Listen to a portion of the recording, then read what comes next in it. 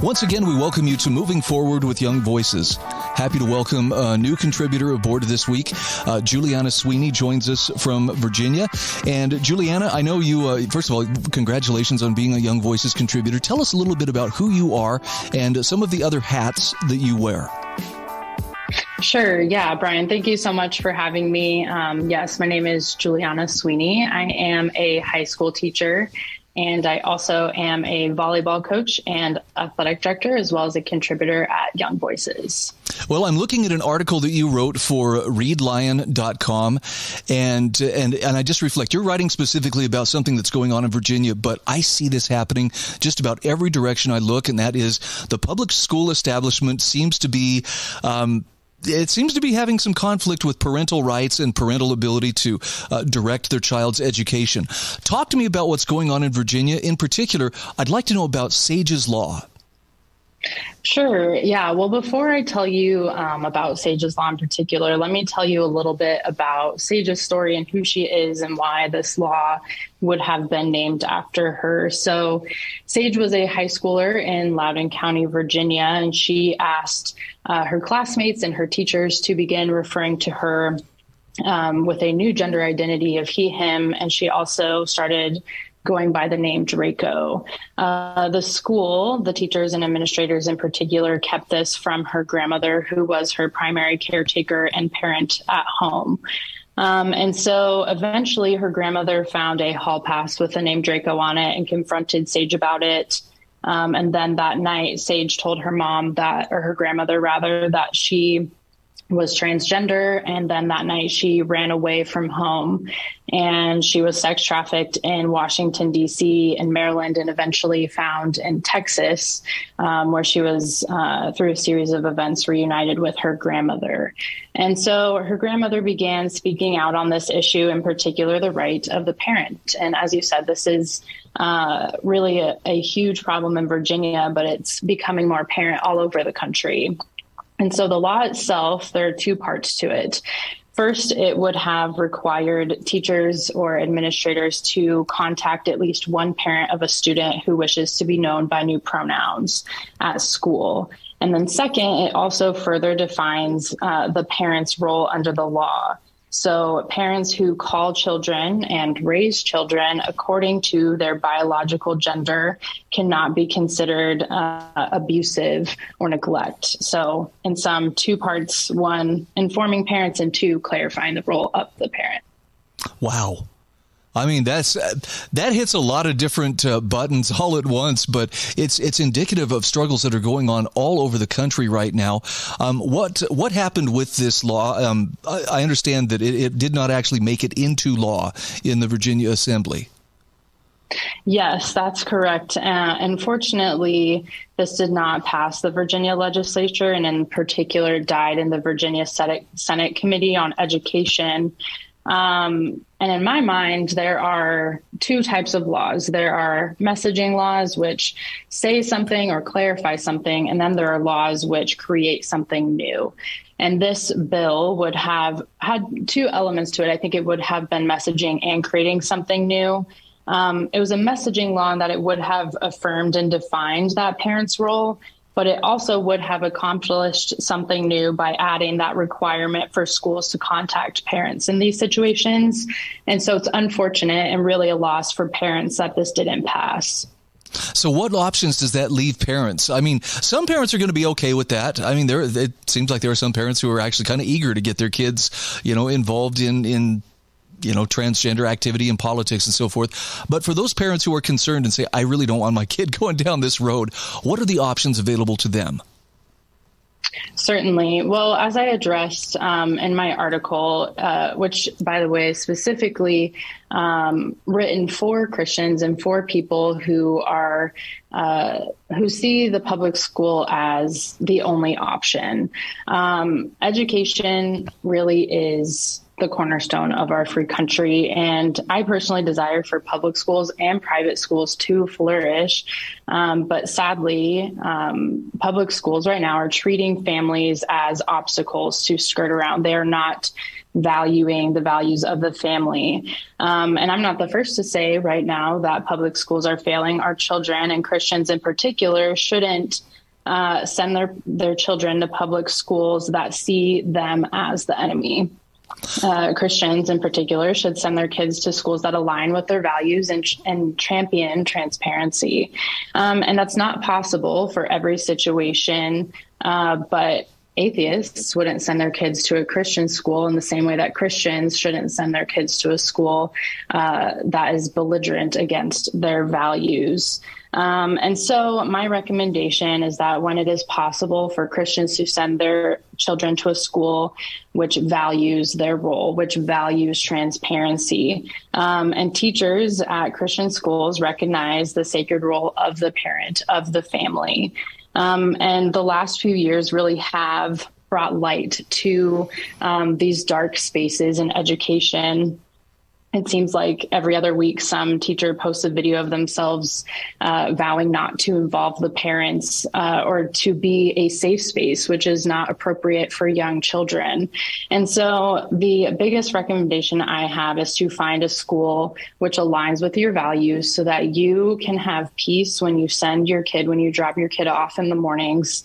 And if it's not possible to send them to a Christian school, then be involved. That's the very basic but very fundamental recommendation that so many of us have. Be the squeaky wheel, so to say. Be involved in your child's education when you can. And so that is my biggest recommendation to parents who are struggling right now in this world of education. Something I took away from your article, and you can correct me if I'm reading this wrong, but I feel like you made a very strong case for, even if it's inconvenient, even if it becomes a burden for parents, they should still consider shouldering that responsibility rather than outsourcing the training of their child strictly to, the public school system, like it was some kind of daycare.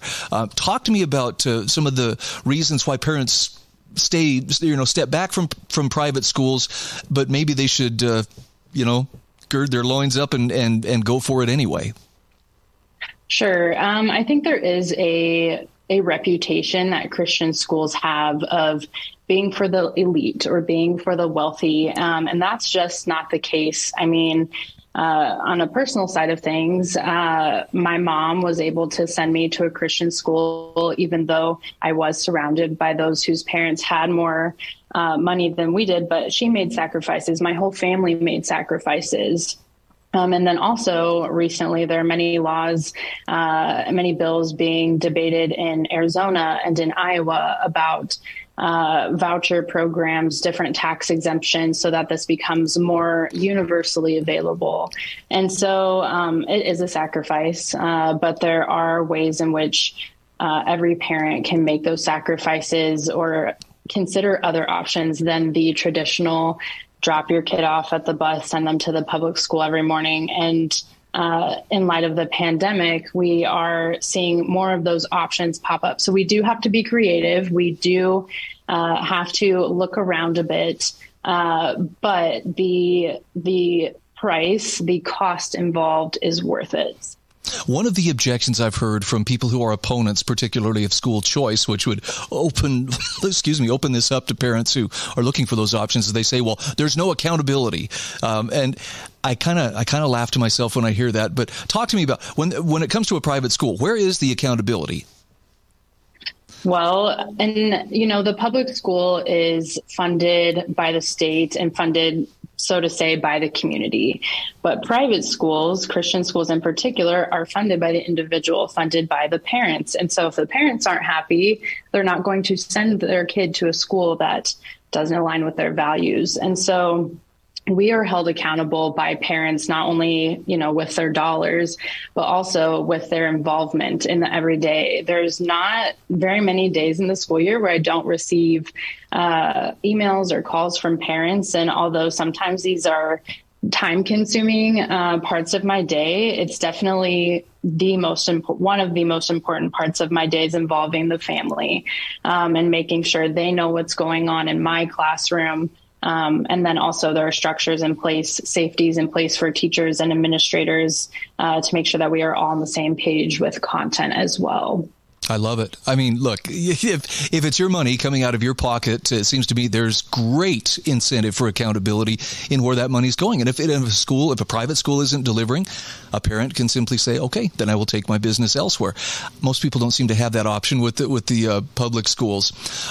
For people who want to follow you, want to follow your writing, where can they find your work and where can they find you on social media? Sure. I'm on Twitter and Instagram at Juliana Sweeny. Okay. And are there other publications that you write for besides Read Lion? At the moment, I am just at Read Lion. Okay. Marvelous article, by the way. We'll include it in the show notes. Juliana Sweeny, thank you so much for your time today. Thank you. I appreciate it.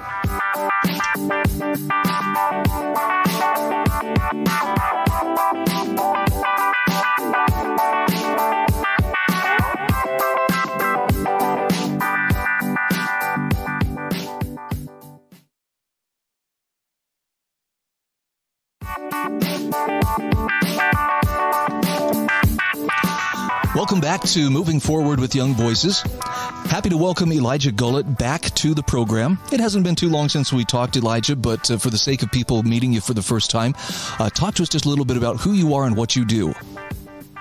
Yeah. Hi, everyone. My name is Elijah Gullett. I'm a recent graduate from the University of North Carolina, Chapel Hill, and a Young Voices writer and commentator. And I work and write on issues related to housing, urban development, environment, and civil liberties. So normally when I read something about the United Nations Intergovernmental Panel on Climate Change, the IPCC, I kind of reach for my wallet just to check and make sure, is it still there? Okay, yeah, it's good. So I'm one of those people who's a little trepidatious anytime that they come out with a report. But I'm looking at an article you wrote about a new IPCC report that you say should actually inspire hope rather than panic. Talk to me about that.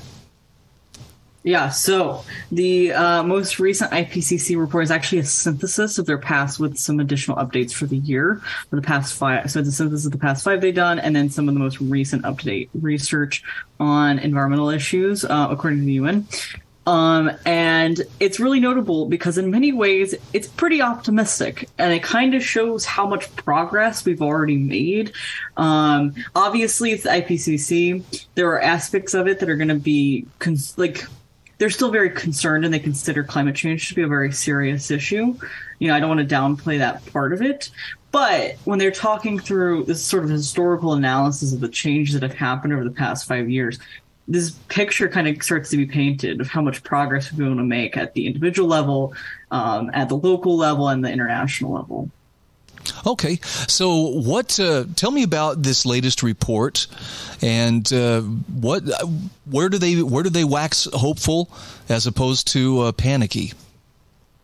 I think one of the biggest, most hopeful things from this report is decarbonization and the progress we really made on this front.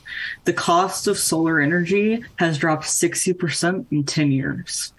The cost for all other clean energies has also been on a similar decline. The cost for new batteries to power these clean energy sources, which used to be a major hurdle to the implementation of clean energy, is rapidly declining, and the advancement of electric vehicle technologies and other battery-powered and electric-powered technologies is really advancing at a really rapid rate. And I think that really indicates the power of both the market and market-based policy incentives to change climate change without the doom and the gloom of so much of the environmental movement. I think another really cool thing that's come out of this is the power of natural climate solutions to address climate change.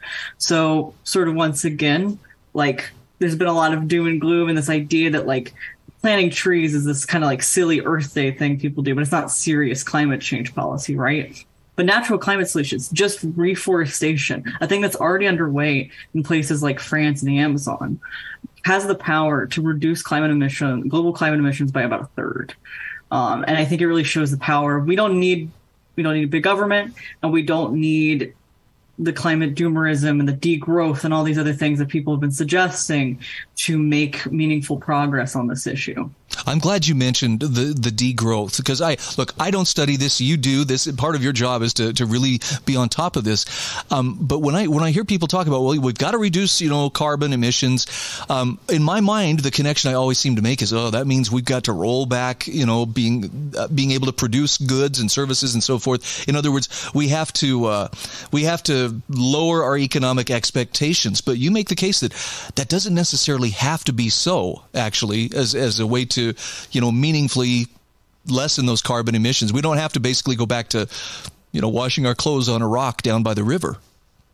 Yeah, definitely. So it used to be orthodox opinion among environmentalists that environmental degradation and economic growth went hand in hand, that you couldn't address environmental degradation or climate change without reducing economic growth. But the reality is, we have, through innovation, through technology, through just the power of individuals working together and putting their brains together on this issue, have been able to successfully decouple environmental damage and climate change and economic growth. So for a lot of major major international countries, they've been able to have massive economic growth on par with the U.S., including the U.S., but also plenty of European nations have been able to increase their GDP at the same rate as they had before without necessarily increasing the amount of carbon emissions. And like I said, this comes back to all of these other innovations that we've made on things like clean energy, on things like new, less carbon-intensive ways of even acquiring natural gas through things like fracking. I mean, just all the innovations we've been able to make in the 10 years have really made the difference. It was never these top-down policies that drove that difference like they thought it was originally. It was the market working the way it was always going to. Well, and it seems like, you mentioned the doomerism. That's not just from, the climate change side. I've heard quite a bit, from people saying, hey, there's not enough lithium in the world to create the batteries that we need for electric cars and so forth. And I don't know who to believe. I know it's a very polarizing issue, but I'd love to get your thoughts on some of the rare metals or the rare earth metals that are needed to create those EV batteries. Is it a challenge? I mean, are there some challenges associated with it? How accurate is the concern that there's not enough of them? And is that just doomerism, or is there some truth to that? So I do think that historically the U.S. has relied on foreign critical mineral mining to supply our electric vehicles and our electrification process, but that's pretty quickly changing. So in my home state of North Carolina, for example, we have, I think, at least one, if not two, proposed lithium mines. And this is becoming increasingly common throughout the United States, is that we're mining, or at least trying to mine, a lot of our own critical minerals that are going to make electrification possible. The actual problem, the actual thing that's halting some of this progress, though, is not electric vehicles. It's not electrification on the demand end. It's the fact that we have all these rules and regulations on the supply end that's restricting our ability to build these new mines. So in my case, in North Carolina, the lithium mine that they're proposing out in Gastonia, North Carolina, has run into a lot of permitting problems at the state and federal level. But that is a very solvable issue, and we can solve it through things like permitting reform at the national level. That's already being proposed by House Republicans and just passed and is on to the Senate. So there's very feasible ways out of that problem in the near future. Interesting. What about China, India, other very high population nations that emit a pretty fair amount of greenhouse gases just because there is a lot of industry there? Do they go along with this, or would the U.S. have to be leading the way? I don't think we're the world's leading contributor in greenhouse gases, are we? No. And I mentioned in the article that we make up less than 20% of global greenhouse gas emissions, and we're far outshone by China. I think in a lot of ways we will just have to lead on this. I think that's America really standing up and, supporting technological innovations and, like what I mentioned, solar energy, clean energy, going forward with permitting reform to make clean energy easier to build, but also it means American energy independence. So that more countries are getting their energy sources from cleaner American oil and natural gas and clean energy, rather than from dirtier foreign sources like China or Saudi Arabia or Venezuela. So by providing an alternative, we can help shift that needle in the right direction. Even if China doesn't want to play along initially, if they want to have the same kind of economic competitiveness, they're going to have to adjust what they're doing. Is that right?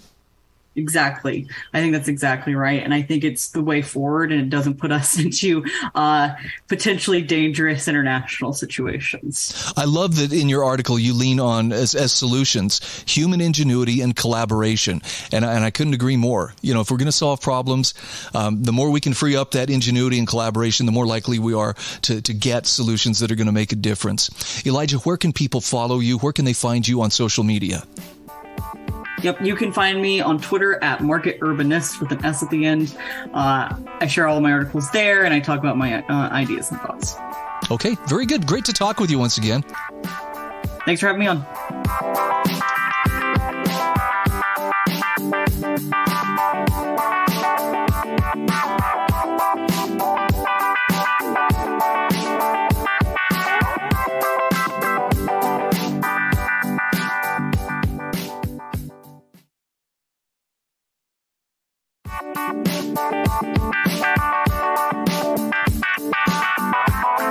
Welcome back to Moving Forward with Young Voices. I'm happy to welcome Jeremiah Ludwig back to the program. And Jeremiah, for those who are meeting you for the very first time, tell us just a little bit about who you are and what you do. Good afternoon, Brian. Thank you for having me again. I'm an independent housing policy analyst working here in Washington, D.C. I focus on local housing regulation around the country, mostly focusing on the Southwest region and Puerto Rico. Okay, and I'm looking at an article you wrote that was published in the Orange County Register talking about part of the housing crisis in California. And I have in my mind, it must be terrible, but could you kind of give us some context? When we talk about a housing crisis in California, how bad is that crisis? Well, when we're talking about California specifically, it's pretty dramatic. So regardless of where you live in the country, we've seen a housing crunch over the past few years.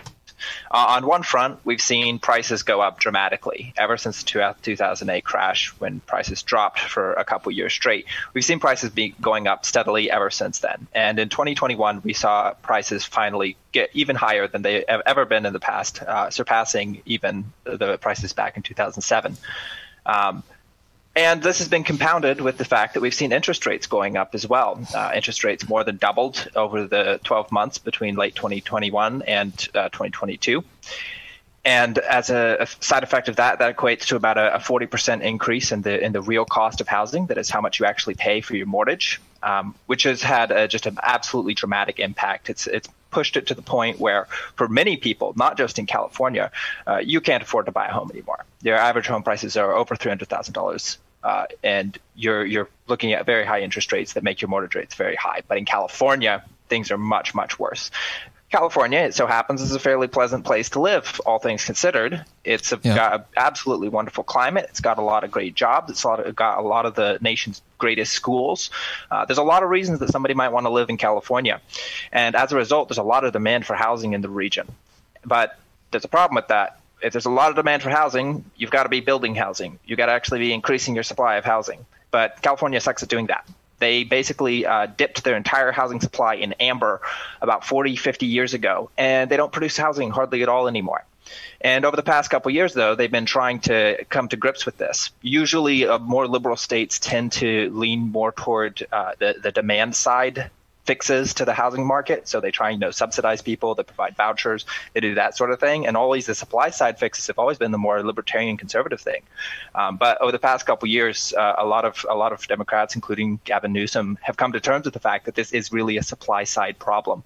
And they're really starting to come to grips with that and actually implement policy that's going to force the land use regulations to loosen up so they can start building again, and hopefully so their prices can go down and people can afford to live in homes again. You mentioned in your article that Gavin Newsom signed into law a series of bills that mandated the construction of new housing, but the bills effectively ban single-family zoning.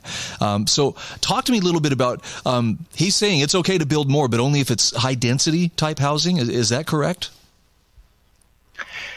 So the two bills you're talking about are SB 9 and SB 10.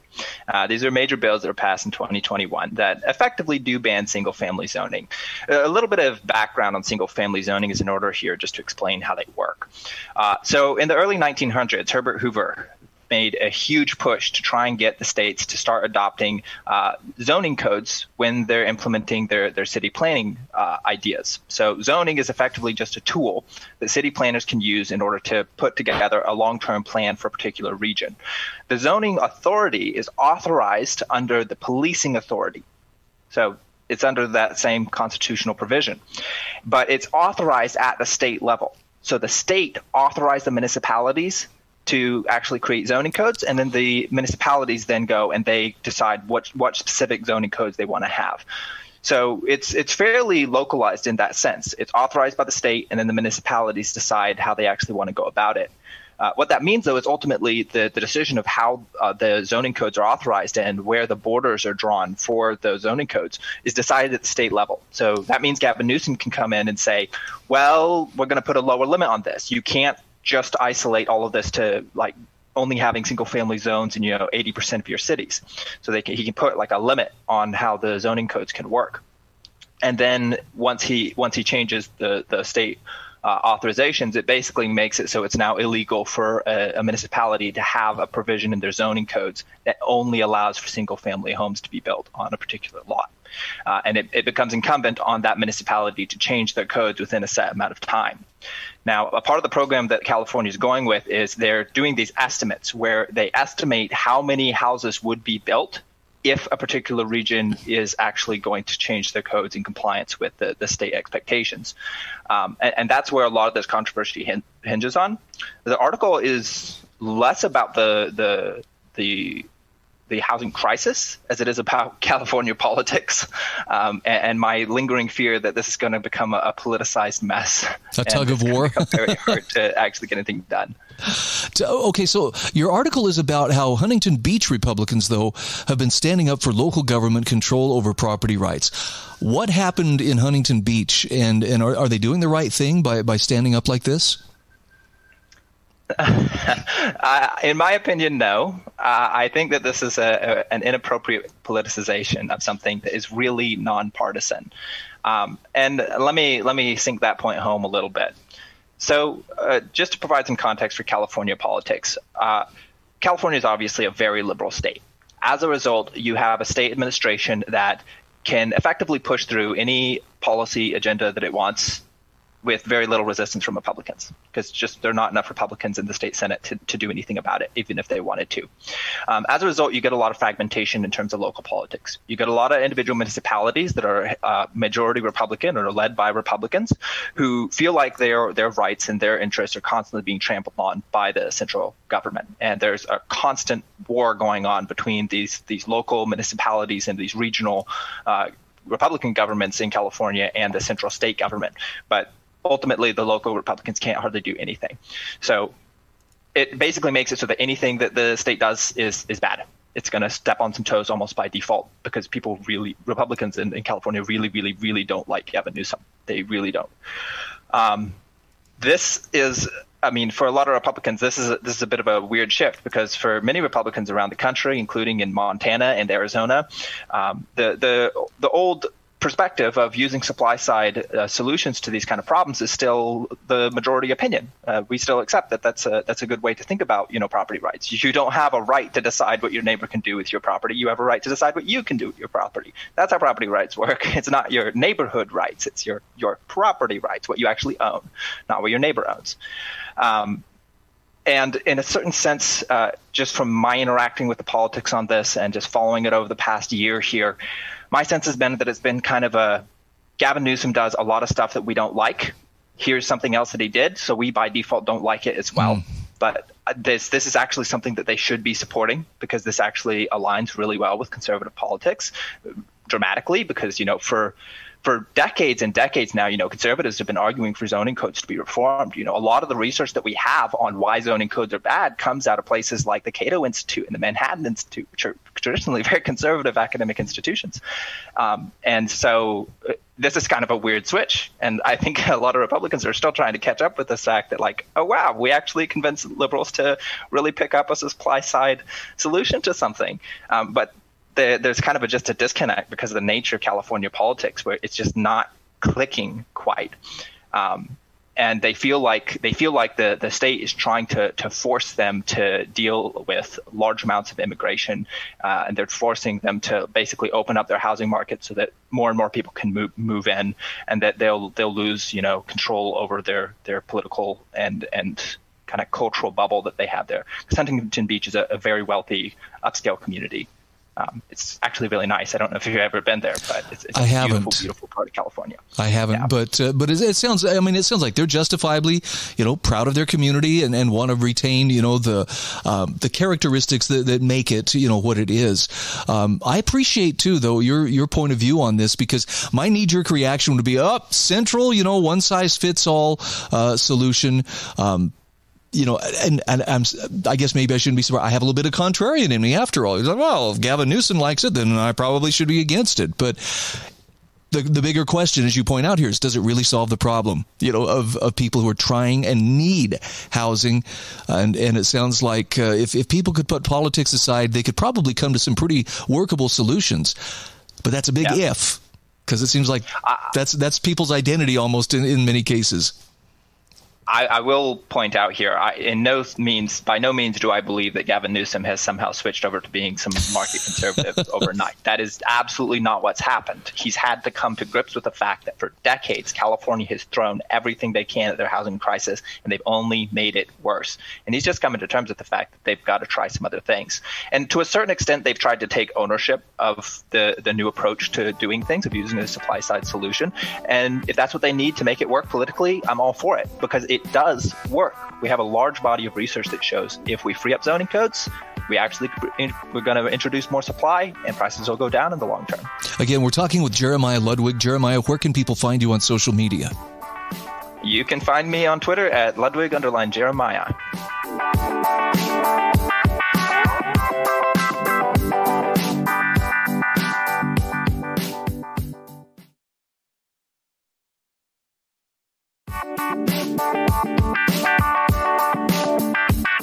Welcome back to Moving Forward with Young Voices. This is our fourth and final segment today. Very happy to welcome Harrison Griffiths back to the program. He is a contributor for Young Voices, and Harrison, you wear a couple of other hats as well. For those meeting you for the first time, tell us just a little bit about who you are and what you do. So I work at the Institute of Economic Affairs, which is a free market think tank in the United Kingdom. We are doing our best, despite the hostile political environment, to put forward the case for free markets and a society based around individual liberty. Very good. And I'm looking at a wonderful article that you wrote for politics.co.uk about religious freedom for all, religious privilege for none. And, sometimes I get a little bit myopic and I tend to think, well, these battles over religious freedom seem to be just limited to the USA. They're not. They're taking place in other places as well. Talk to me a little bit about what's going on in the UK in regard to legal protections for religious freedom and where some of that friction is taking place and what some of the solutions are to make sure that religious liberty is protected without creating religious privilege. Yeah, so as I've said before, when it comes to free speech, there are serious debates in the United States about this, but I really do envy what you have, even at its worst, in the First Amendment, because what's going on over here and often in a lot of Europe is far, far worse. In this particular case, the case that I wrote about, last month, a student in a town in the north of England called Wakefield was suspended from his school for minorly scuffing a copy of the Holy Quran. And this created some quite significant uproar in the community. He and his family received death threats. His mother his mother went to the local mosque to basically apologise to the local community. The local chief of police was there with her, and you can only really interpret this as fear of retribution.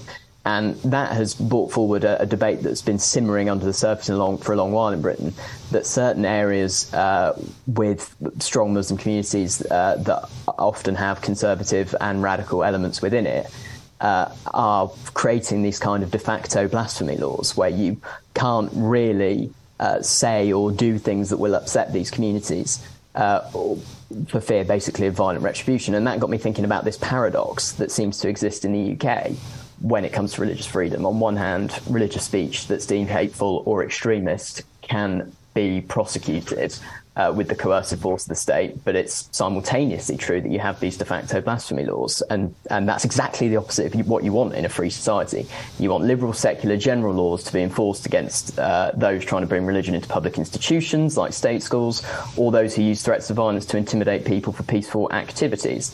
But you also want them to be able to say what they want. Speech is non-violent. You want them to be able to practice their religion as they see fit. Interesting. I mean, look, if this kid had been doing something that was really meant to be provocative, burning a Quran, dropping it in a toilet or something like that, that would seem to me to be a very provocative action. But it seems like what he did, well, perhaps a little misguided, was not intended, to be an act of blasphemy or otherwise disrespect to the Muslim community. Why does the law go after him as a hate crime? Why is that taken so seriously? Well, it didn't quite rise to that standard, thankfully, and I can't help but think that that's due to the public attention it ended up getting. But it was recorded by the police as a hate incident, which is utterly staggering, and he was interviewed by the police before everybody realised that he was not, in fact, the problem, and that the people who were trying to give him death threats and cause trouble were, in fact, the problem. And that's what's so frustrating about this particular case, is a 14-year-old boy who just happened to have a copy, and he claims it was an accident. There doesn't seem to be any strong proof that it was an intentional act. And the book sustained minor scuffs. The boy, as it happens, 14 years old, also has high-functioning autism as well, which just makes this such a minor event to cause such a controversy and subject him and his family to quite horrific death threats. It's quite a concerning state of affairs up there at the moment. And I have to ask, were the death threats coming from the Muslim community? Yes, it seems so. That the police they've spoken to the family and they've said they will protect them. But nonetheless, the fact that these death threats have come in, and yet it was the boy's mother, a non-Muslim woman, going into a mosque, forced to wear a veil on her head, and apologise to the community through fear of this causing a stir. That is not what you want to see. That there is something very wrong with that state of affairs. Oh, I would agree. Look, I'm a simple guy, but death threats to me seem like a much more serious offense than someone inadvertently scuffing a holy book or otherwise taking it somewhere where they shouldn't. I mean, both of those things could be wrong, but one of them seems very, very aggressive and dangerous.